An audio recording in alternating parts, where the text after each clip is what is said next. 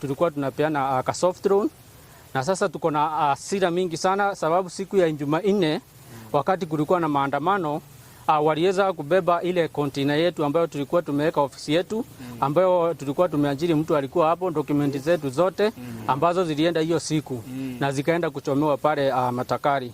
Sasa sisi tunakataa hii mambo ya maandamano. Tunasema hii maandamano katika hii town yetu ikome kabisa. Juu sasa sisi kama sisi watu wa biashara dogo dogo hatujui sasa tutaanzia wapi. Tumerudi mpaka sufuri.